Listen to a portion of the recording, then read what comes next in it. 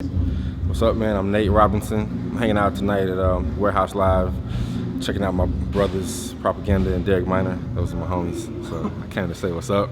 Just hanging out.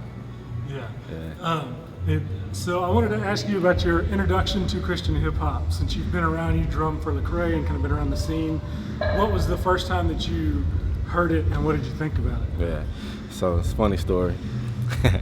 My first time, my uncle.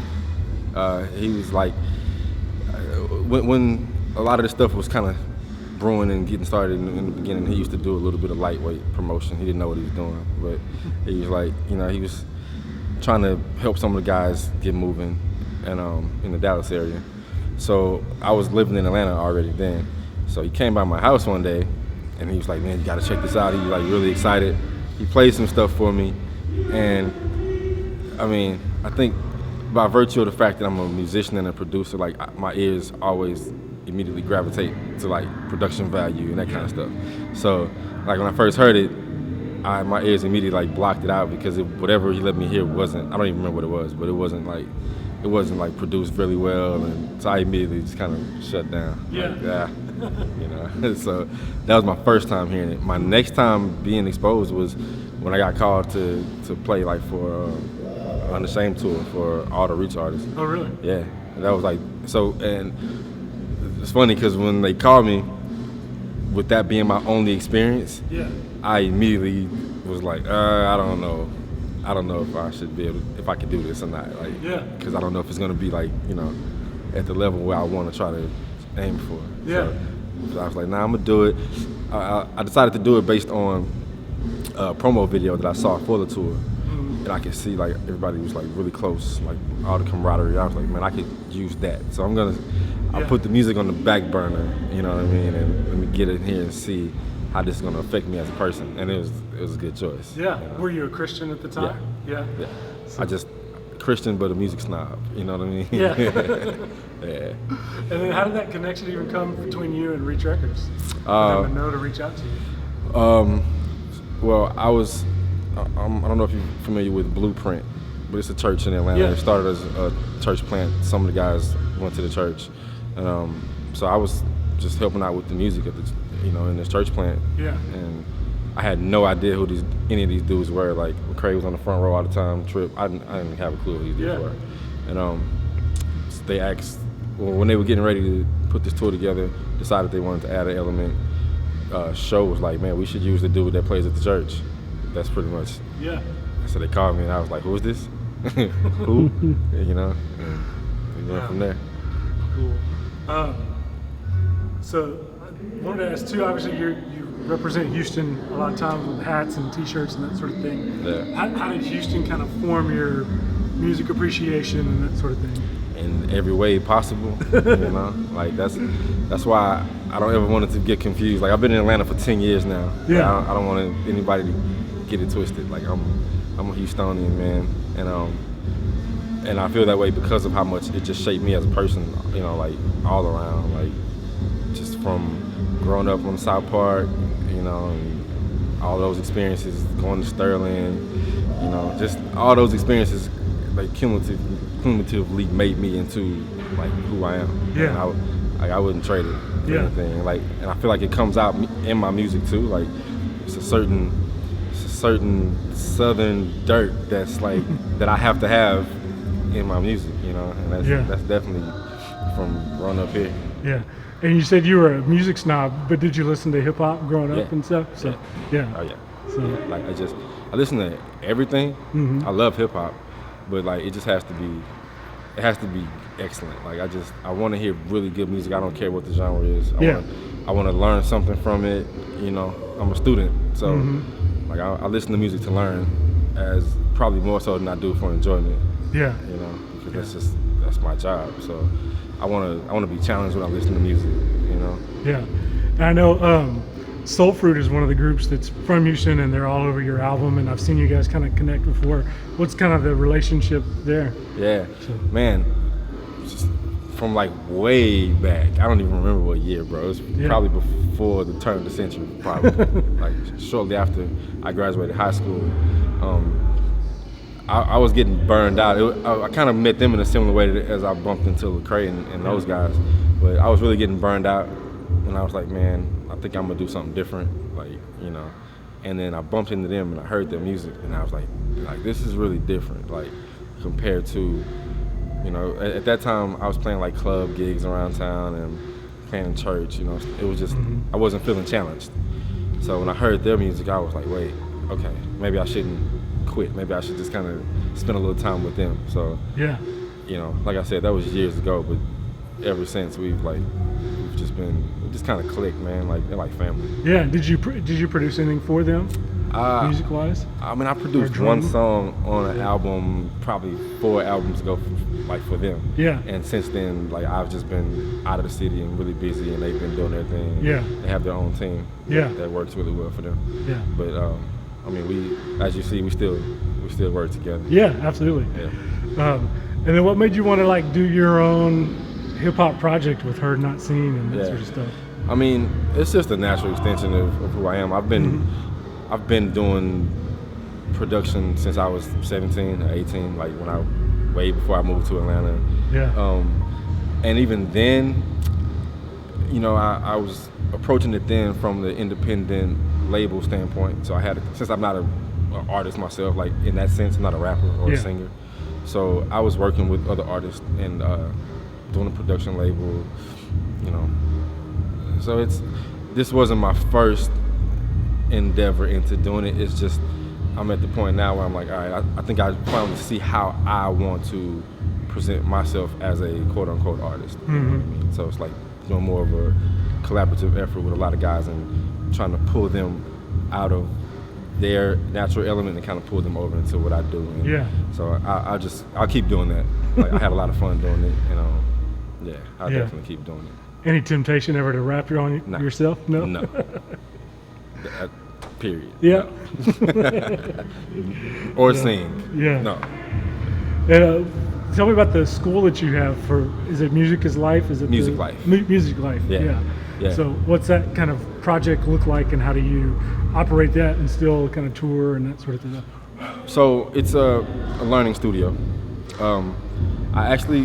We've changed our model a lot over the last couple of years because we're trying to morph it now more into we're trying to figure out exactly what we want the product to look like, but definitely rolling it more into a music initiative more so than like a school where we're taking on students and just, you know, teach lessons, you pay us money. Yeah. But that's how it started. My wife and I bought it from another couple who just didn't really have the passion for it, and it takes a lot of work. So we were like, hey, we had a passion for it, so we bought the studio from them and started just trying to change the culture of what they had. They had like a traditional, you know, sit up straight piano studio. We wanted to try to make it more fun and more appealing, more current, you know. Yeah. So we did that for some years and decided that we wanted to really focus more so on the kids who can't afford to get lessons. So right now we're in this big process where we're kind of trying to roll it over and change the business model.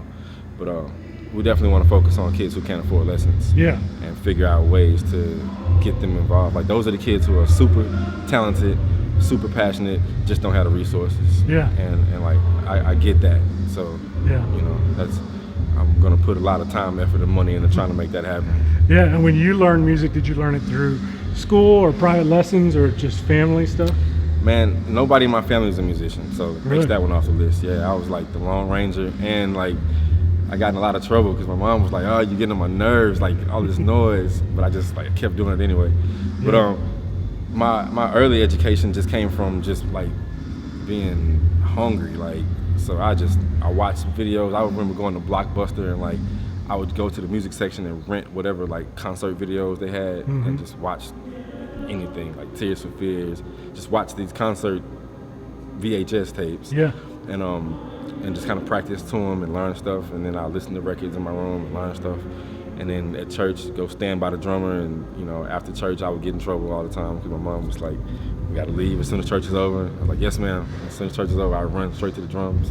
Yeah. And then in middle school, I was in the band for like a year with the band director. The whole band program was really like trashy, so I just played basketball and sports and all of that. When I got to high school, and had an excellent band director who he saw that I had talent, and like he went in his own pocket, paid for me to have private lessons, and have a guy to come in and just make sure I could learn to read and all that kind of stuff. Yeah. So, yeah, that's when I really started to dig in really hard, and he's a big reason why I like have the desire to make sure I give back, and when it comes to music education, because he did a lot for all of us, not just me. But specifically, I know he had a huge impact on me, especially in high school. Like I had two choices. I could have went the wrong way really easily. You know what I mean? Yeah. So music kept you on kind of the right path. Music, and he had a heavy hand, so he made sure that we took care of our business. And that's what we needed. I needed it. And did you attend Prairie View and march in the band and stuff there too? Yeah. Okay. Yeah. That's what I thought. 4 good years, man. Yeah. It's fun. It was a weird times too, because I was already getting really busy too, like just as a working musician. So I was like driving to Austin, playing 6th Street, drive back 2 in the morning, make it back to my dorm at 5, go to 8 o'clock class. Like it was fun times. I can't do that anymore. But it was good. Was music your major then in college? No? For a semester, for 2 semesters. Yeah. My freshman year, and then my sophomore year, I changed my major to business management. Okay. And but still with the goal of doing music. I realized their program was really geared to like prepare you to be a classroom teacher, and I really didn't want to be a classroom teacher. Yeah. At that time, I didn't even have any aspirations to like impart music into the next generation at all. Like I just wanted to play, I wanted to produce. But now I have that bug, but I still don't want to teach in a classroom. So because of that, I switched my major to business management, and my goal was to figure out how to make music my business. And so that's my quest. Yeah. I know you said the show, you knew him through Blueprint, and he's on the album, and obviously Reach stuff, and I also saw you in the Louis Portier video. Are you a part of that group, or is that really a group or a studio session? What's kind of that look like? Kind of like what you just said. It's like, a loose group of musicians, I guess. Yeah, it's like we all, like, we're kindred spirits, like musically. So if they ever call me to do anything, if I can be there, I'm going to be there to do it. Yeah. And hopefully it grows into something else where we're forced into doing a little bit more. Yeah. But for the time being, man, I'm happy to be affiliated with those dudes. I love that live band like sound that he's really kind of going for. Sounds like with that stuff. So. The album's going to be amazing. Yeah. I have it on my phone right now. Oh, nice. I got to listen to it and give Jamie some. He just asked for some feedback, so I'm gonna spend some of my evening listening to it today. It's funny you said that. Yeah. In a couple of words, what's it like touring with Lecrae? Amazing. Yeah, it's amazing. I've done a lot. Yeah. I've toured with a lot of people. I've played with a lot of people, but a lot of times the only fun part is on stage, and then you got to live with these people too. And off the stage, it's like we don't just But no, this is amazing, because it's probably better off stage than it is on stage. Even though on stage it's a blast too. Yeah. But it's just a good team of people, like smart people. So like I'm always learning something from somebody. Like I'm probably the quietest person in the whole camp, but it's not because I don't have anything to say, but it's like, man, when you're around people who are that gifted and like just brilliant thinkers, and really like strong spiritually, like in every facet. Like it doesn't matter what we're talking about. It could be parenting, it could be like how to walk, how to be a good husband, like whatever it is. It could be like football, like whatever it is. Yeah. I'm probably gonna learn something. Yeah. That's gold to me. Yeah. And it sounds like you kind of hit him on his really rocket to where he's at now. Starting out with Unashamed, and then Gravity and that sort of thing. And I can't imagine the pressure that the guy's under, just the demands of fans and that sort of thing. How often do you just shake your head like, I'm glad I'm heard but not seen? Probably. That's why I named the album what I named it, man. Probably like once a day. Yeah. I'm like, man, even when we're not together, I'll just think about stuff like today. I'll just take my wife out. We went to go sit down and eat. And I'm like, man, like he's struggling to be able to do that sometimes, you know, Yeah. like just to sit down and have a dinner because somebody's gonna just walk up and they mean well. Yeah. And he's gracious, but it's still like, dang, man. Like, I know. I interviewed him one time and I asked, like, how many tweets do you get when you come off stage? Like, you know, is it just like 8,000 or something? He's like, yeah, I got to clear it out every now and then and just have a family time. Like, I can't get on my phone. And, like you said, there's all kinds of positive praise, and now he's got a whole lot of critics and stuff, and you can't answer every one. I just can't imagine. And he can't do anything right. Like, no matter what he does, somebody's gonna find something wrong with it. But man, that's what I mean too. Like, it's cool being around and being that close because like I can learn from that too. Like just how to deal with that kind of pressure. Like, because he handles it like a champ. Yeah. You know, he just has the proper perspective on it. So, you know, part of the reason why it keeps happening over and over again is because his self-view is not what anybody else's view of him is. So he's not like, I need bodyguards and I can't go anywhere. Like, it keeps happening because he's just walking down the street. Like, he doesn't feel like any kind of a, you know, celebrity or anything like that. Like, so it's real cool. Yeah. Yeah. He handles it well. Yeah. And also, it seems like since you linked up with him, now it's almost the standard, at least in Christian hip hop, that instead of just a MC and a DJ, now it's an MC and a DJ and a drummer. Have you noticed that too? Like, that's kind of the standard setup now. Yeah, I've noticed it. Yeah, but those guys they better make sure they're playing hip hop. Yeah. Like, you know, just a little drummer tidbit. Don't play rock when you're playing hip hop. Play hip hop. But that's a whole other thing. Like, it's something to learn. You know, you can't really just snatch a drummer from anywhere and say, hey, play this music. You have to. It's an idiom. You have to learn how to play that. You know, it's a style. Same way you got to learn how to play jazz or country or you know. So, yeah, that's my tip. Yeah. Make the music feel good. Play the music. Yeah. And when you did Fallon, did you hit up Questlove and like ask for any tips or anything? So, nah. Yeah. I mean, he was sick that day. Oh, okay. He was like, he had a really bad cold. Like, I noticed before I even saw him, when his tech was setting up his drums, like he got everything finished and put a box of tissue like on his floor tom, you know. So I bumped into him in the restroom, and he was just like, just snotting everywhere. And I was like, hey man, it's good to meet you. Like, just gave him kind of like the little forearm. But I could tell he wasn't feeling good at all, man. So, I didn't bother him too much. But I've learned. Well, having a conversation or not, I've learned a ton from him, man. I've been listening to the Roots since Organix, since the first album, 20-something years ago. Yeah, so he's my teacher. He just doesn't know it. Yeah. Cool. Well, I think that's all I've got. Is there anything else that you will make sure people know? That my album's available. Yeah. That's about it. I don't know.